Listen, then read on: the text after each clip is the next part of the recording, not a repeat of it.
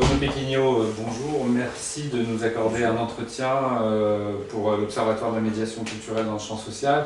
Alors, je pense que, ayant été directeur du département de médiation culturelle, après directeur de l'UFR Arts et Médias, c'était important pour nous de travailler sur le mot médiation culturelle avec toi.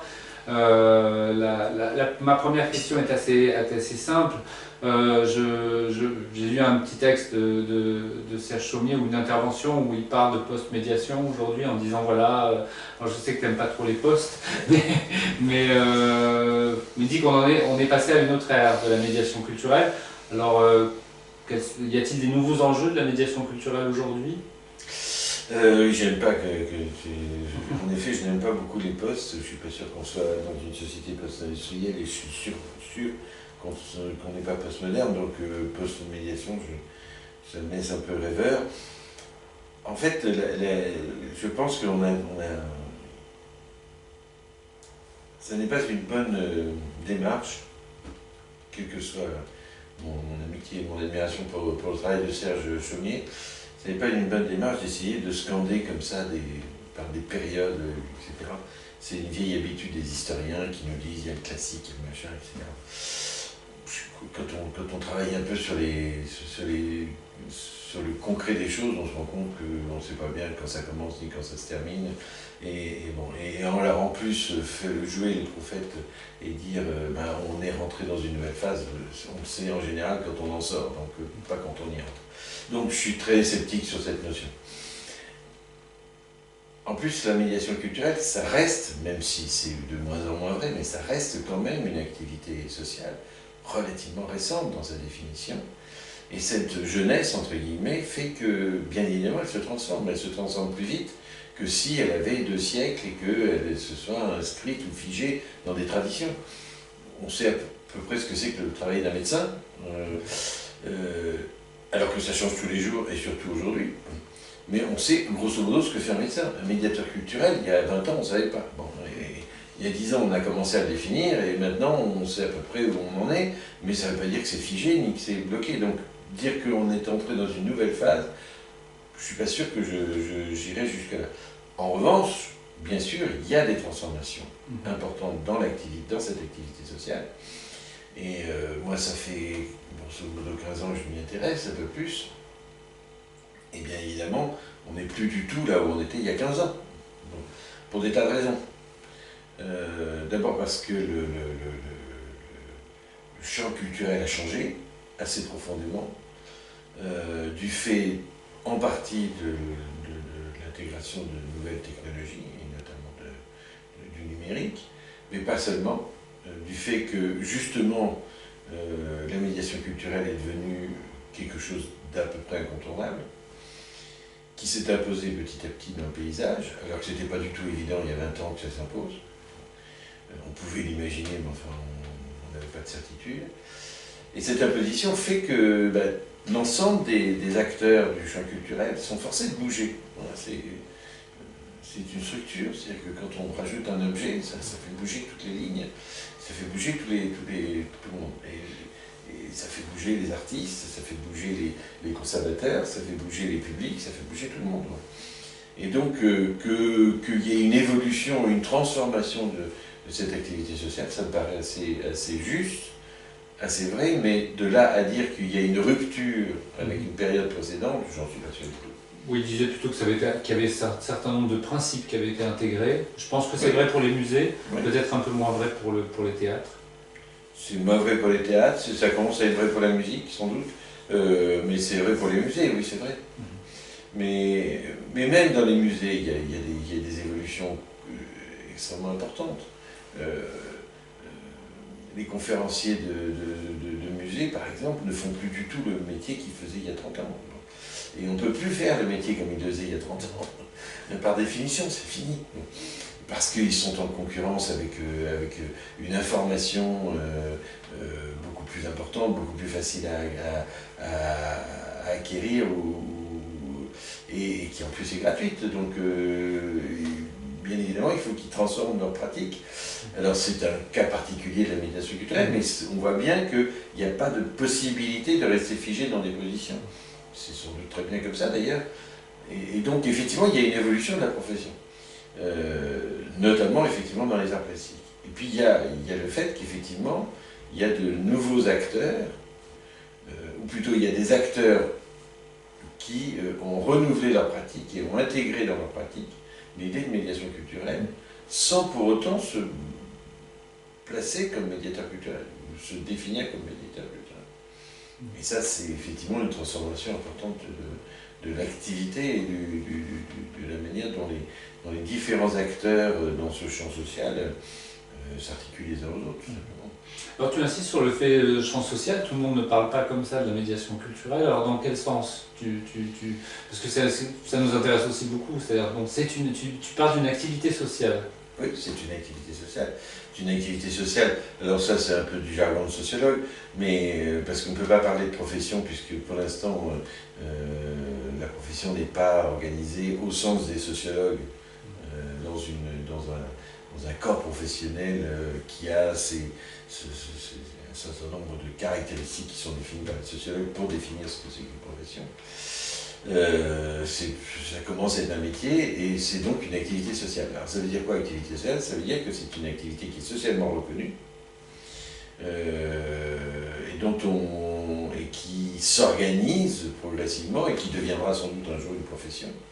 Sauf si d'ailleurs elle est avalée par d'autres, parce que c'est tout à fait possible que d'autres professions mieux installées et existant déjà comme profession finissent par avaler la médiation culturelle et que dans le fond, il n'y aura plus besoin de médiateurs culturels au sens strict du terme, mais ça sera une activité faite par des gens qui ne le faisaient pas jusqu'à présent et qui sont en train de s'en emparer, ou qui élargissent leur champ d'activité. Oui, c'est une activité sociale. Et c'est une activité sociale qui a une double face. Alors, je sais qu'aux Cultures du Cœur, ça vous intéresse, mais qui a une double face, qui est une phase culturelle, qui a une phase, je dirais, sociale au sens des politiques sociales, et pas simplement des politiques culturelles. Est-ce qu'il y a, alors une question qui m'intéresse aussi, est-ce qu'il y a des principes ou des pratiques de la médiation qui retiennent ton attention beaucoup plus? Des principes ou des pratiques? Oui, moi je crois qu'il y a quelque chose qui est important dans la médiation culturelle, c'est que le médiateur culturel n'est pas là pour simplifier les choses. Dans le fond, on compare souvent la médiation culturelle à l'éducation, et je crois que c'est une pratique différente. Donc quand on enseigne, on explique les choses. On enseigne un auteur, on va expliquer cet auteur, on va essayer de le rendre accessible par des gens qui ne l'ont pas lu, ou qui... il y a certains auteurs où pour y accéder, on a besoin de cette introduction. D'être accompagné. Pardon? D'être accompagné. L'accompagné, on ne lit pas Hegel comme ça, ou on ne lit pas Bourdieu, d'ailleurs, comme ça, je veux dire, du but en blanc, il y a quand même une petite préparation nécessaire. Dans la médiation culturelle, on n'est justement pas dans ce champ-là, parce que justement, le rapport de la médiation culturelle, pour moi, il y a de la pédagogie, il y a de la transmission plus que de la pédagogie. Mais cette transmission se fait, ne peut être efficace qu'à partir du moment où celui à qui on transmet est réellement actif dans la transmission. C'est-à-dire qu'il va, dans le fond, autant travailler que le médiateur, d'une certaine manière. Pourquoi? Ça relève du travail que je fais sur les arts, tout simplement, et sur la fonction sociale de l'artiste. L'artiste n'est pas là pour simplifier le monde, il est là pour nous le faire découvrir. Et cette découverte, il passe par le fait qu'il va transformer les modes de représentation, ou de mise en discours, ou de mise en scène d'une réalité qu'il va fictionnaliser, ou transformer, ou transposer, enfin on peut lier plusieurs termes. Dans le fond, comme je l'ai écrit plusieurs fois, l'artiste c'est quelqu'un qui va changer les codes avec lesquels nous comprenons le monde dans lequel nous sommes. Et ce changement de code nous permet de découvrir quelque chose que nous ne sommes pas capables de découvrir sans l'artiste. Il ne s'agit pas pour le médiateur culturel de décoder le code. Il s'agit pour le médiateur culturel d'expliquer ou de de mettre le public face à ce code transformé pour qu'il fasse le travail de décodage lui. C'est-à-dire qu'il s'approprie ce code nouveau, parce qu'autrement il ne s'approprie rien du tout. Et d'une certaine manière, il rate ce qui fait l'essentiel de l'activité artistique, qui est justement cette transformation de notre regard, ou de notre écoute, ou de je ne sais quoi, de notre compréhension du monde dans lequel nous vivons. Et c'est pour ça qu'il y a de la transmission, mais ce n'est pas de la pédagogie. Avec cette idée qui est sous-jacente, qui n'est pas une idée forcée, hein, c'est que c'est un vecteur de transformation sociale. Ah, complètement. Et dans le changement des pratiques professionnelles des travailleurs sociaux, et dans la vision qu'a le public de lui-même, en fait. Tout à fait, bien sûr. Mais dans le fond, enfin, c'est une vieille idée qui traîne un peu partout, mais Barthes écrit dans son livre sur Racine, « Créer, c'est ébranler le sens du monde », et bien dans le fond, la formule est assez juste. On va ébranler le sens du monde, c'est-à-dire qu'on va déplacer le sens. Donc. Et on va déranger, d'ailleurs, je dis souvent, les artistes sont des gens qui viennent déranger nos habitudes intellectuelles, nos habitudes de représentation, nos habitudes d'appréhension du monde. Et ce dérangement, si je peux dire, ce dérangement est producteur d'une transformation à la fois de celui qui va tenter d'accéder à l'œuvre de la culture, mais également du monde dans lequel il est, parce que cet individu transformé transforme le monde dans lequel il est. Et quand c'est d'une masse, quand c'est un grand nombre d'individus, par définition, les transformations sont plus importantes. Et d'avoir un nouveau regard, ou d'avoir une nouvelle écoute, ou d'avoir une nouvelle compréhension du monde dans lequel nous vivons,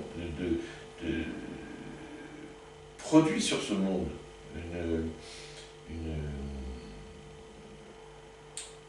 induit dans ce monde des transformations qui peuvent être dans certains cas assez profondes. C'est là où on retrouve finalement l'activité artistique. Arriver à faire que ces publics intègrent et parfois réintègrent, parce que quelquefois ils y ont été,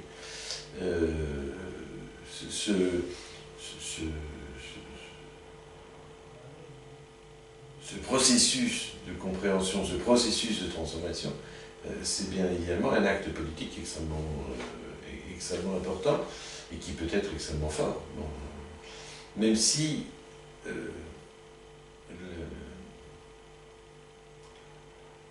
l'effet n'est jamais immédiat, c'est-à-dire qu'il y a toujours, si je veux dire, des médiations, enfin un processus de transformation qui se fait pas dans l'immédiat, c'est-à-dire que c'est pas parce qu'on voit une œuvre, pas parce qu'on voit Guernica qu'on va faire la révolution.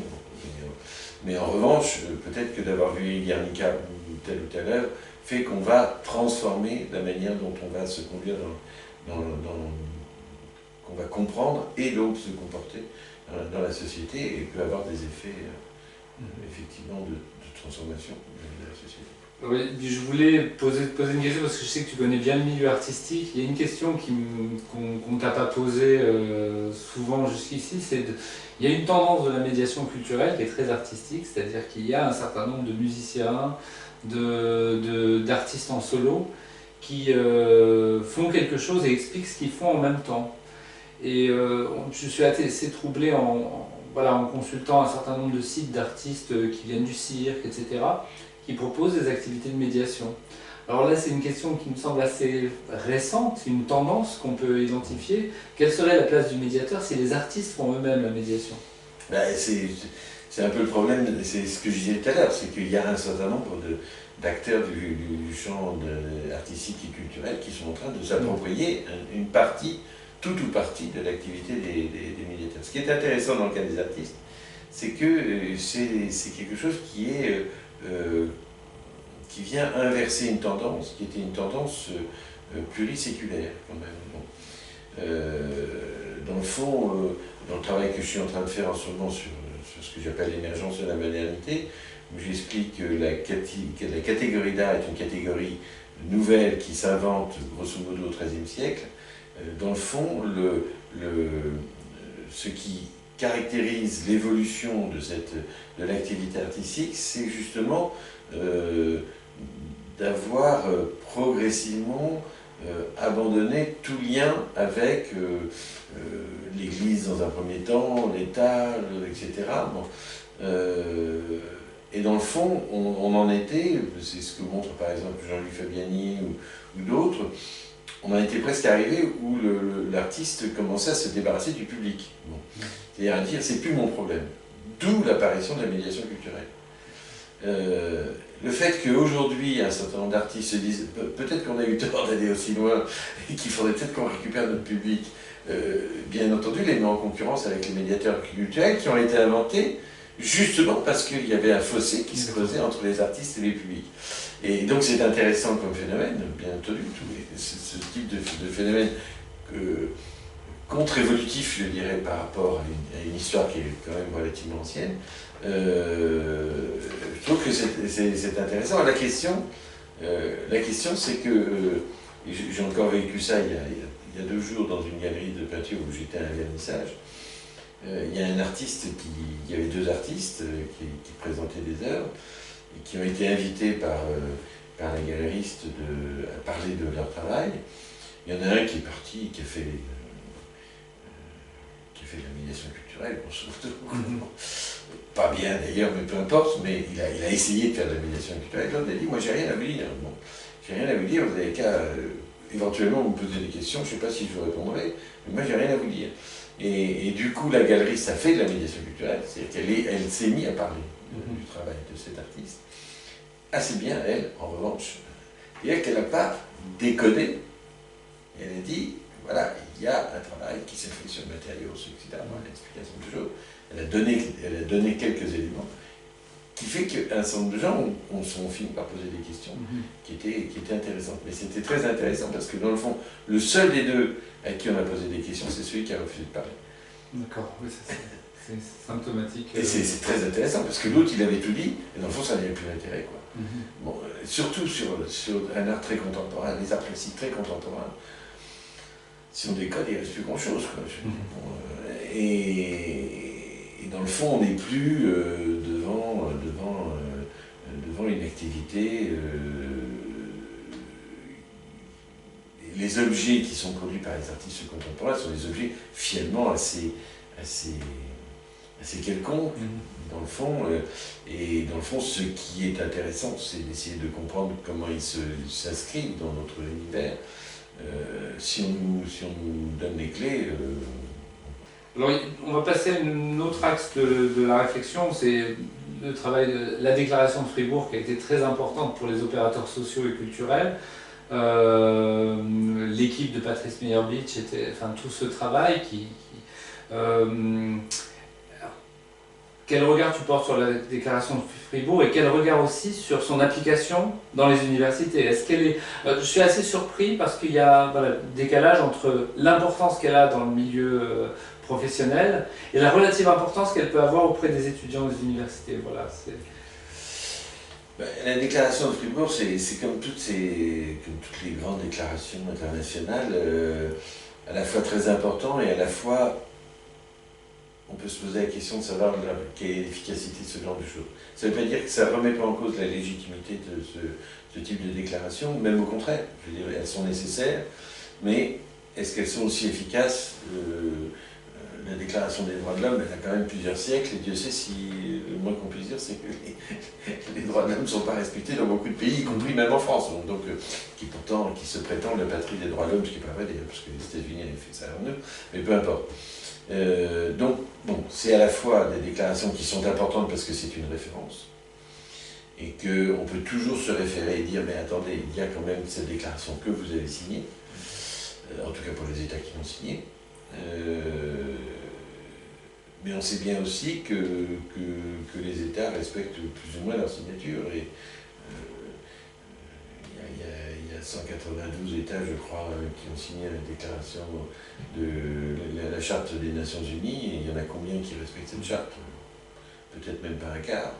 Donc, bon, je veux dire, mais à la fois c'est important, parce qu'effectivement ça fixe un cadre déontologique qui me paraît important. Je pense que la déclaration de Fribourg a été très bien reçue par un certain nombre de milieux professionnels mais qu'il y a eu très peu d'efforts de l'UNESCO, puisque c'est l'UNESCO qui était à l'origine de cette déclaration. Il y a eu très peu d'efforts de l'UNESCO de diffusion au sein des universités. Et moi je me souviens, je ne sais plus quand elle est, 2008, 2009. C'est récent, Oui, c'est il y a 10 ans, quoi, il y a un peu plus de 10 ans. Je me souviens que j'avais rencontré un professeur de droit dans un jury de thèse de sociologie de l'art dans lequel il y avait une dimension juridique et donc il y avait un juriste. Et j'avais parlé de la déclaration de Fribourg, il m'avait dit que jamais entendu parler. Or, c'était un juriste, et c'était un juriste de droit international qui s'intéressait à la culture. Son ignorance, bon, ça venait de paraître, c'est vrai que. Mais je pense qu'il n'y a pas eu un travail de fond autour de la déclaration de Fribourg pour la diffuser, tout simplement. Bon, moi, d'ailleurs, je ne sais plus comment j'en ai entendu parler, mais c'est pas par l'université, c'est par hasard, sans doute par des professionnels. Et donc, il y a curieusement, mais c'est souvent le cas de ce que fait l'UNESCO. Il y a un déficit de communication, clairement.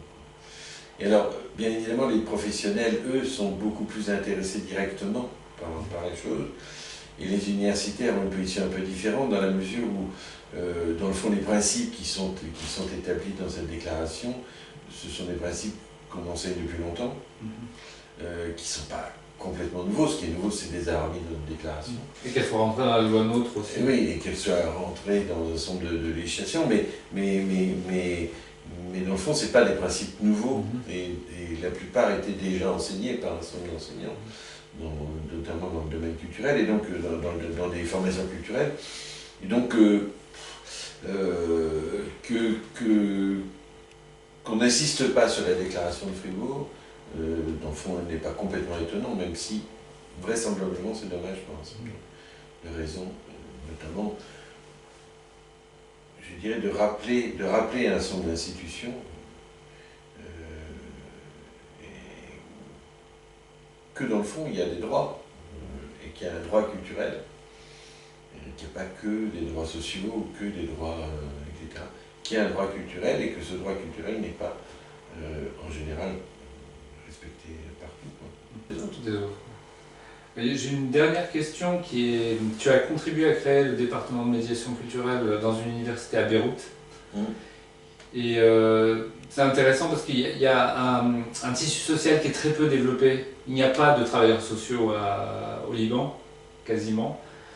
Comment ça s'est passé? Qu'est-ce que tu as retenu d'aventures singulières dans cette... Ça n'a pas été simple et ça reste pas simple. On rappelle juste quel département c'est... C'est le département de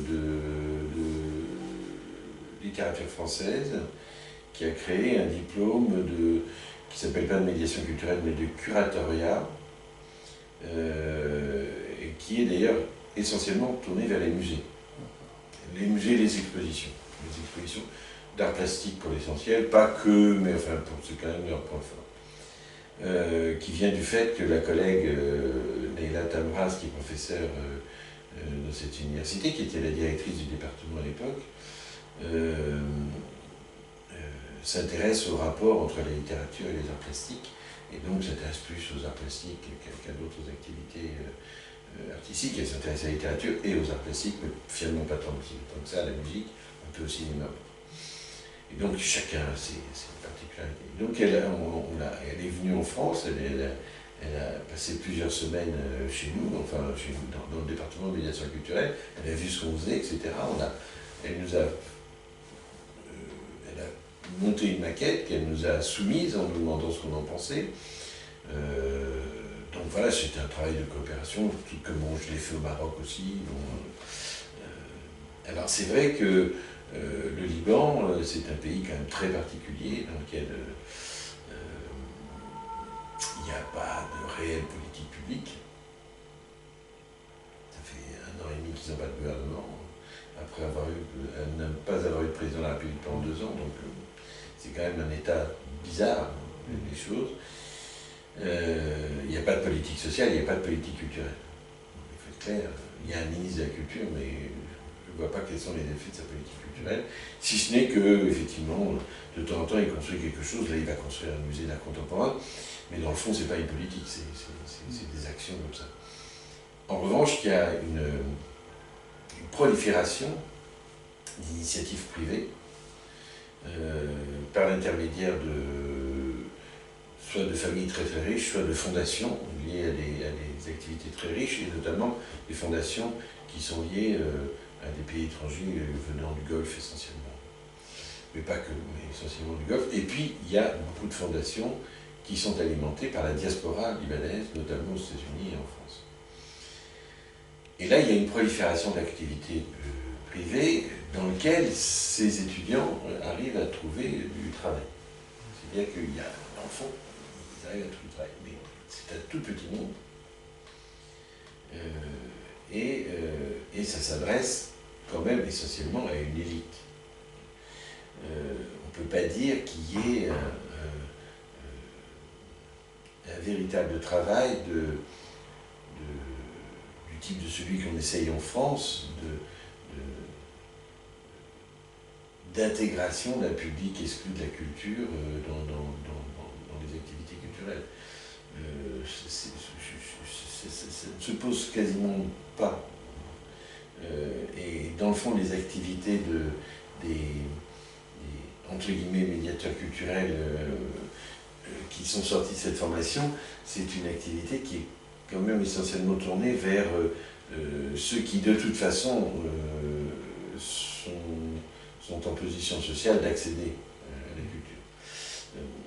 Et donc il va y avoir un gros travail du côté de l'école, par exemple, bon, des choses comme ça c'est en France d'ailleurs, mais pas du côté des catégories défavorisées. Il n'y a pas de politique sociale, il n'y a pas de politique culturelle. Et c'est ça que c'est la question que je me demandais. C'est-à-dire qu'on est dans un monde complètement différent du nôtre. Et dans le fond, quand on discute avec les artistes, quand on discute avec les professionnels de l'art et de la culture, ils se préoccupent assez peu de... C'est pas leur problème. Leur problème, d'abord, c'est d'exister dans un monde où c'est difficile d'exister. Et donc, ils n'ont pas les mêmes urgences. Je crois qu'en France, les artistes ne se posent pas la question de leur existence, même si ça ne veut pas dire que c'est facile, mais ils vont se poser la question, effectivement, de savoir s'ils vont rencontrer un public. Au Liban, ils n'en sont pas là, d'une certaine manière. Et on voit très bien des gens qui vont commencer une carrière, dont on a l'impression que la carrière va bien, et puis qui, du jour au lendemain, quittent l'activité pour faire toute autre chose. Comme si ça n'était qu'une petite parenthèse, etc. Et quand on les interroge, je me souviens de quelqu'un qui était justement dans le cinéma, il m'a dit bah non, c'est pas possible, j'y arrivais pas, donc je fais autre chose. Mais dans le fond, on n'est pas du tout dans une situation de la française. Voilà, c'est ça que ça m'intéressait aussi. C'est quand même très intéressant parce qu'il y a des choses qui bougent. Bon, il y a des choses qui bougent et puis le Liban est en train de se stabiliser après. On est bientôt 30 ans après la fin de la guerre civile qui a duré quand même 15 ans, qui a fait plusieurs dizaines de milliers de morts, peut-être des centaines de milliers de morts. C'est un traumatisme profond quand même. C'est un pays qui se reconstruit et dans cette reconstruction, la culture est très importante. Et de former finalement des gens qui vont être des intermédiaires, ça me paraît très utile, même s'ils sont très peu nombreux, trop peu nombreux. Mais bon, je trouve que notre collègue Néla Tamraz et son équipe, sa petite équipe, ils ont beaucoup de courage dans cette affaire et je crois qu'ils font le bon choix. Alors je sais que j'avais rencontré une collègue de l'université libanaise, qui est l'université publique, qui avait voulu monter une formation qu'on avait aidé à monter, mais qui a duré 2 ans, qui s'est cassé la figure très vite. Catherine Berthelin y avait été, enfin bon, on était plusieurs à avoir essayé de les aider, mais ils n'ont pas tenu parce que c'était pas tenable. Et enfin, c'était pas tenable. Étant donné les moyens qu'on leur donnait, c'était pas tenable. Et donc là, oui, c'est intéressant de voir qu'il y a une tentative. Alors peut-être que c'est entre guillemets prématuré, mais je ne sais pas ce que ça veut dire d'une certaine manière. C'est-à-dire que, effectivement, pour l'instant, c'est un embryon de quelque chose, mais c'est important que ça existe parce que je pense que quand petit à petit les choses vont se rétablir complètement au Liban, et ça finira bien par arriver, ils sont prêts. Dans le fond, ils sont prêts. Et la création, par exemple, ça fait 20 ans plus de 20 ans qu'on parle de la création de ce musée d'art contemporain. Et en l'espace de... moi, ça fait 15 ans ou 16 ans que je vis au Liban. J'ai toujours entendu parler de ce projet de musée d'art contemporain. En l'espace de 6 mois, on est passé d'un discours vague sur il faut créer un musée d'art contemporain à un concours d'architectes avec une architecture qui a été choisie extrêmement rapidement. C'est-à-dire qu'ils sont capables aussi d'être très efficaces. Et le musée, il va sortir de terre l'année prochaine, dans 2 ans, il sera opérationnel. Et c'est un musée, et il y a une architecture qui est assez révolutionnaire. J'ai vu le projet, c'est une architecture assez extraordinaire, avec l'idée d'un musée ouvert sur la ville. C'est-à-dire que les œuvres d'art seront visibles de la rue. Alors que dans les musées, c'est plutôt des casemates. Là, une partie des œuvres d'art sera visible de la rue comme une vitrine de magasin, d'une certaine manière. Bon.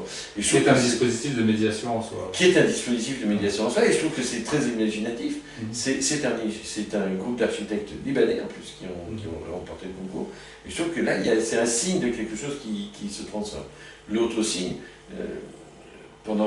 depuis la fin des guerres civiles, depuis 1990, il y avait une maison qui est une maison traditionnelle libanaise qui était sur la ligne de front, dans la rue de Damas. Et il y avait un accord entre la France et le Liban pour faire de cette maison un centre culturel, cofinancé par la ville de Paris et par la ville de Beyrouth. C'était un accord entre villes. Moi, quand je suis arrivé à Beyrouth la première fois, il y a 15 ou 16 ans, j'ai vu cette maison c'était de la dentelle, parce que les balles, tout ça, les armes, il y avait des colonnes qui étaient devenues des choses... Cette maison qui est assez belle de l'extérieur, j'avais demandé il y avait des affiches, la ville de Paris, la ville de Beyrouth, etc. Puis pendant des années, rien n'a bougé. Les pancartes commençaient à se salir, à se déchirer, etc. En 3 mois, le centre culturel a été entièrement restauré et a ouvert ses portes. Alors pour l'instant, il a peu d'activités, mais les activités augmentent.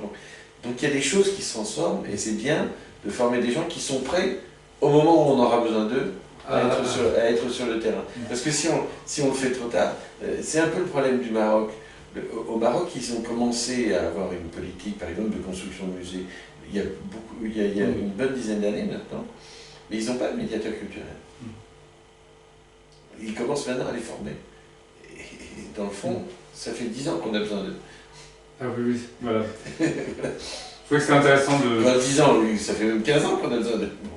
Et finalement, ils ne les ont pas. Alors qu'on avait essayé de monter à Rabat et à Casablanca des formations de médiateurs culturels qu'on avait montées, qui n'ont pas duré, pour des tas de raisons qui sont liées à la vie universitaire marocaine, et au fait qu'il y a toute une génération d'enseignants qui sont partis à la retraite et qui n'ont pas été remplacés par des gens qui avaient le même projet. Et que, en plus, le Maroc a connu en 15 ans au moins 4 réformes d'enseignement supérieur qui ont quand même beaucoup bouleversé les choses. Je ne porterai pas de jugement sur ces réformes, mais en tout cas, ça n'a pas aidé à la pérennité des diplômes et à la continuité de la formation dans le domaine culturel, ce qui est dommage. Mais on en reparle, hein. On est de nouveau sur le chantier, et notamment avec Casablanca. Bruno Péguignot, merci beaucoup pour cette participation filmée à l'Observatoire de la